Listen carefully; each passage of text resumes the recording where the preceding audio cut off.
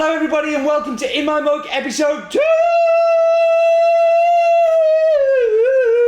241 on Monday the 24th of June 2013. I am your host Stephen Layton, and this week, dust off your funky bus jacket as we're all going to Funky Town. But before that, it's time for the news! So this week, I am off to Nice for the SCAE, which is the Specialty Coffee Association of Europe, World of Coffee event, which is being held there. I will be hosting something called Tamper Tantrum while I'm there, which is something me and my good buddy Colin Harmon from 3FE Coffee in Ireland came up with. And if you are a coffee geek and you want to watch some of the talks about coffee, we will be live streaming them on the link that is on the screen now. There will be videos afterwards which I will no doubt talk about here.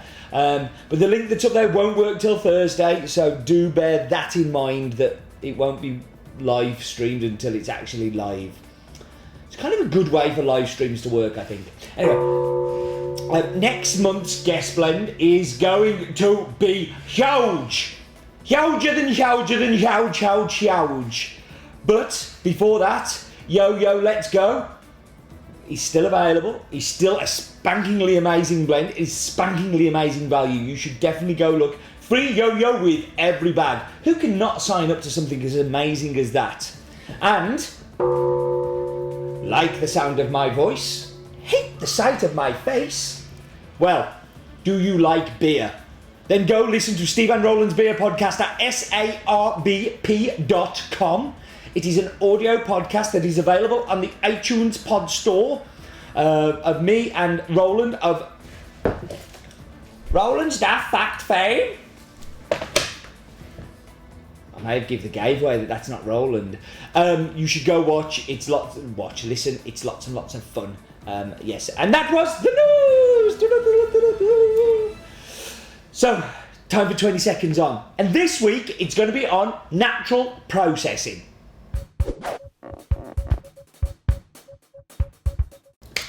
Time for it.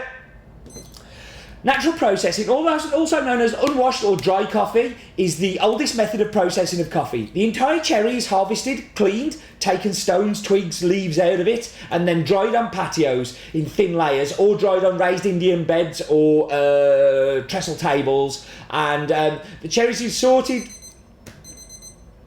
20 seconds on.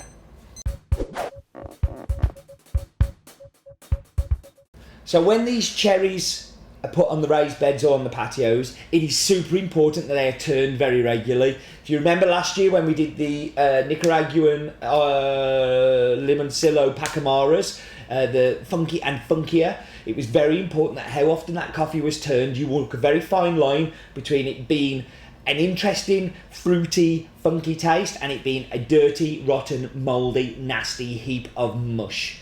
And this is the line that natural producers kind of walk along. It takes around about 4 weeks, 2 to 4 weeks for the cherries to dry, depending on the weather conditions and the temperatures at the origin. Really depends.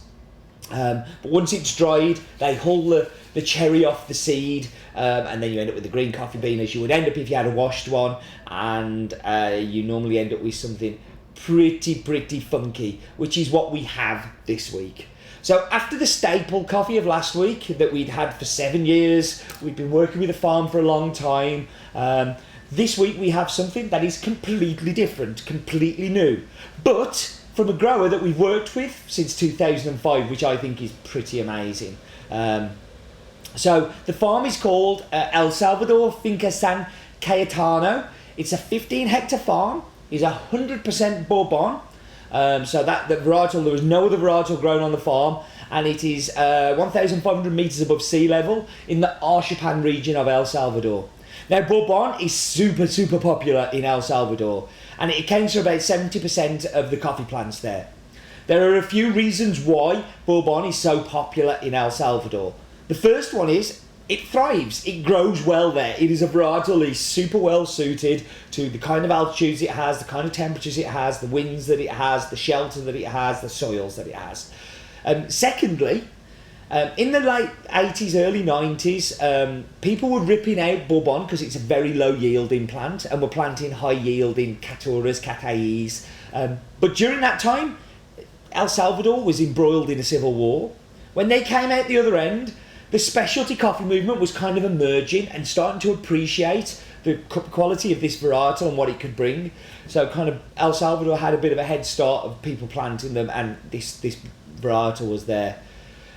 These plants were planted 50 years ago on the farm, and like I am always super pleased to see El Salvador planting Bourbon. Like, it is just a varietal that fits. It's like it should be. Like, some people try and grow geisha in places where it shouldn't grow, and it makes me really angry and upset that you're forcing something to grow somewhere that doesn't want to grow, doesn't grow very well, and produces a rubbish yield. It's not good. As I said, we've been working with the family since 2005, and the producers' names is Carmen and Rafael Silva de Hoff. Rafael and Carmen being the owners of Siberia and La Fani, and another coffee that we've also bought from them this year for the first time. It was really good on this trip when I went to El Salvador in January that Carmen and Rafael gave me a day of their time, and we've always bought La Fani through an importer.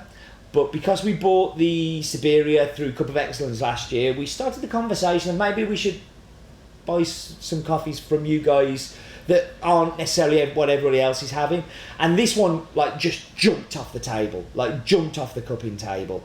Me and the team were just like, this is something special. And it's shown me a side of Carmen and Rafael that I didn't know they had. They can really naturally process and do an amazing job. So we should talk about the figures. So the farm is called Finca Cayetano, sorry. The owners is Rafael and Carmen Silva de Hoff. Nearest city is Arshipan, in the region of Santa Ana, kind of Arshipan mountain range. It's all a little bit, country is El Salvador. Farm size is 15 hectares. Annual production is around about 17,000 kilograms. They have around about 50 workers working there during the peak of season. It's an altitude, say 1,500 metres, and it's a Bourbon, and that's all of it. So I'm fairly hopeful of a good map bit here. I've not done this farm before, so I'm a little bit, but hopefully I can do a good map bit. It's the map bit, no expense spent. It's the map bit. Do you know what? I think this is my favourite time of the week. I like the map bit very much. We go down to Has-Been and we go across the Atlantic Ocean to Central America. And we should find some more out about Central America. If ever the quiz question comes up, how many countries are there? And you've watched a few of these, there's 7. If ever a question comes about population, it's just shy of 42 million. And it's around about twice the size of the UK. These are useful quiz questions. I'm sure at some point somebody's going to be able to use those. Well, today we are focusing on El Salvador, one of my favourite growing countries, and I don't say that lightly. I love the country, I love the people, but most importantly, I love the coffee. So let's find out a little bit about El Salvador. Well, its name is El Salvador. It has a population of 6 million. Size is around about the size of Wales. That's my interesting El Salvador fact. Again, a useful quiz question, I'm sure. And the capital city is San Salvador, which is one of the fastest emerging cities in Central America. So here we have the spine, and I've talked about the spine before, but there are a spine of farms that are great in this area. This is a new addition, and on the very end of the spine, we should find some things out about the farm. Come on, Dale the cow, tell us. So the farm is called Cayetano. I say it different every time. Altitude 1,500 metres above sea level. It is a red Bourbon, as I have discussed in a great deal of detail. One of my favourites. I love red Bourbon. And the nearest town is Arshipan, which is a great place. But look how close it is to the road. Great. The map bit.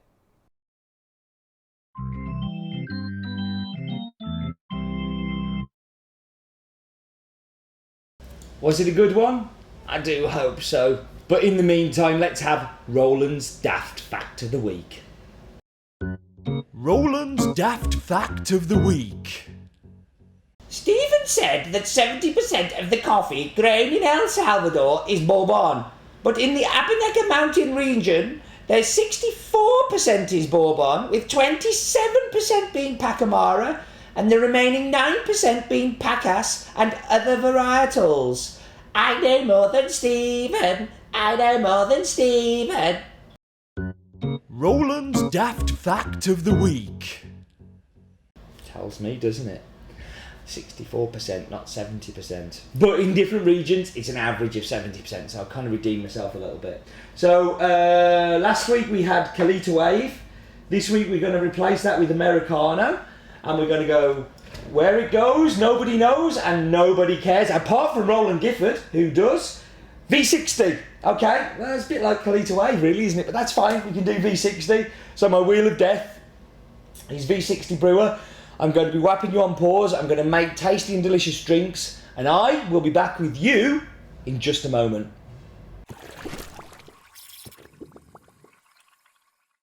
And I am back, so I'm going to dive straight into the espresso.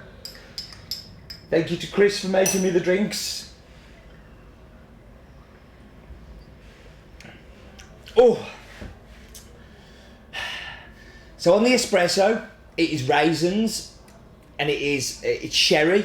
There's a booziness, but it's so clean. It's just like, This is one heck of a delicious coffee. What am I doing? Stop it. Yeah, too many run-throughs at competition. So I am going to. So this coffee is already creamy. Which is delicious milk. It's nothing fancy this time either. I think it's just like a Tesco owned milk, but it's just a really good full fat milk. And somebody asked me on Twitter last week about what milk I use for the in my mugs. And I normally use a semi-skimmed. Kind of tend to fall towards Cravendale, kind of consistent, just for consistency. But since I've started to play around with the milks, I'm actually enjoying it a lot more. Had a delicious cappuccino at. Actually, of this coffee, no, that's freaky. So on Wednesday, I went to a Coffee Works project in Angel in London, and they've got this on as guest at the moment. They had it on as like a preview before we released it, and they made me a cappuccino that was absolutely delicious. I really enjoyed, and you know how much I've been hating milk on here, so. But that works well. I could drink all of that if I hadn't got more beverages still to drink. So V60, why don't I like the V60? Because I don't think it does as good a job as the Chemex, but I think it's very similar in lots of ways. Why doesn't it do such a good job? I don't know. I don't know, I just don't like it as much. Chemexes are beautiful, and I find V60s are not so beautiful. But they do come in red, and red's a definite very good colour to have. So let's dive into this V60.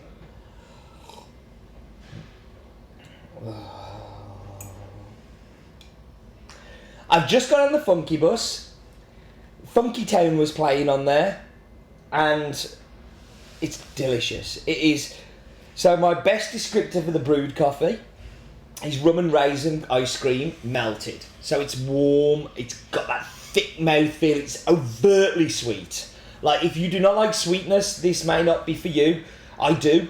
I've got a sweet tooth, and I just really like it. It's raisins, rum, sherry, boozy, delicious. It is phenomenal coffee. When I first cupped it, and still for now, it's one of those moments that stops in time, and I was just like, I love this. I have to have this. Dale loved it so much that the 300 grams we had remaining of the pre-shipment sample, he used in the brewer's cup and came third with it from a terrible roast from a very small roaster. And I think if we'd got this, he may have done better, because I don't think we necessarily got the best days of it in such a small sample roast. But it is amazing. We should move on to the Pinboard of Doom, and this week's Pinboard of Doom was sent in to us by Peter Atkinson.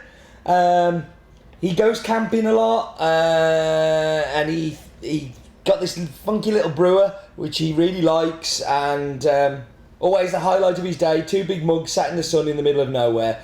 and he thought he'd share it with us. And I would like to thank you very much for sharing it with us, because I love it. It's great. So this is a great, also an In My Mug subscriber, so thank you very, very much. And from last week we were doing the vines, and well, somebody sent in a vine, and this week you haven't sent me one, so I'm going to put one up.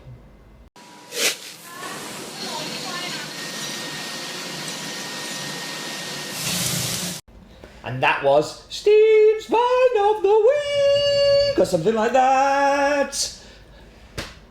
If you don't send me them, I'll stop. It's up to you. I think it could be quite fun for you guys to send me little vines. If you don't know what Vine is a little recording app that you use on an iPhone or an Android, and you can record it and post it to social networks, or you can just send them in to me.